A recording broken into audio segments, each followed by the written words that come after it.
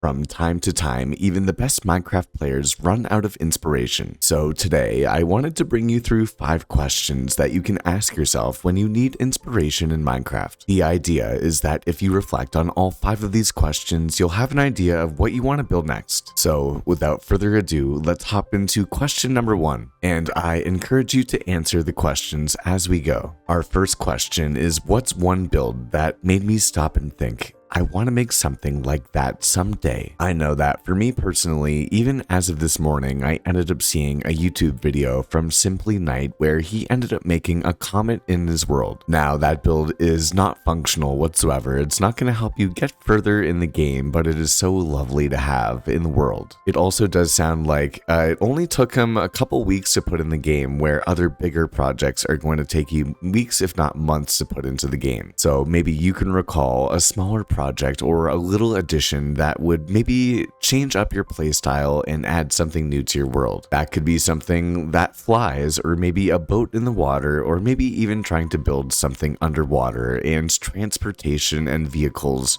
are really great ideas when it comes down to it too. Maybe when you think of playing Minecraft in your world, you think of one of your favorite YouTubers and what they've built, and maybe other reference images that would help you with ideas that you would want to build. Other sources of inspiration here could maybe be a world that you see on Reddit, or maybe a friend's base, or someone that you know on an SMP, or even an old build from the past. Another question that you could ask yourself is, what part of my world feels unfinished?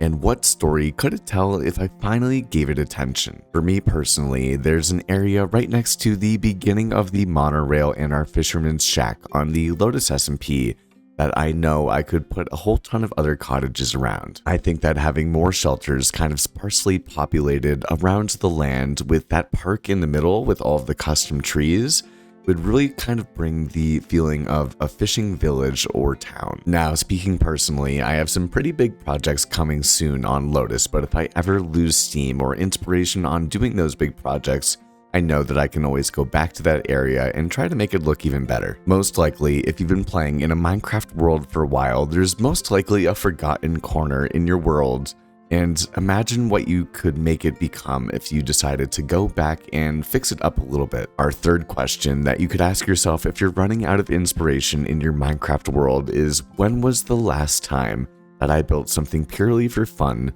without over planning it? For me personally, over at the end of the summer, I ended up doing a 100 days in a river only world and completely just built freeform with stripped oak and granite roofs. And I really kind of was just building off of a whim, and I had a feeling that it might work, but I'd never really seen a block palette that really was kind of like how I would use it. But now when I look back at the thumbnails of that world and the screenshots that I ended up taking in game, I'm so proud of the builds that I made, and I definitely have more ideas for how I can do the architectural styles that I did with those builds into other worlds and new playthroughs as well. I really do think that sometimes your best ideas come when you stop overthinking. I know that that applies to my builds, and it also applies to the quality of the cinematics that I make. When I'm not really thinking about it, oftentimes they turn out even better than when I'm much more intentional about the cinematics. Which, speaking of, if you'd ever like to make cinematics like you see in these videos here, take a look at the description below. The fourth question that you can ask yourself when you're looking for a bit more inspiration is,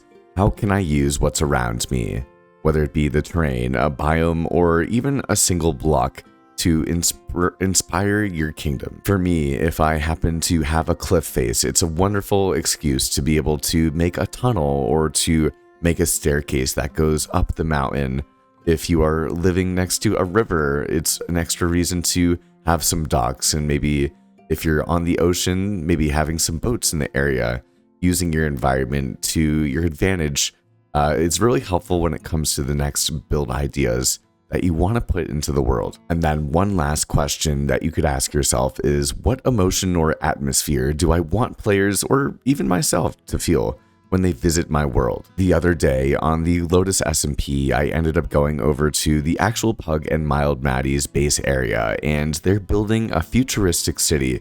And just seeing it, I was given a wave of inspiration that I would love to build in that sort of style in the future. Maybe you want something cozy or mysterious or futuristic. I mean, any of those different ideas, if you've been sticking to one build theme for a long period of time, trying something new and throwing yourself out of your comfort zone is definitely a good idea. And then lastly, for just one more bonus question that I like to ask myself personally is, what is the story that I want to have of this world?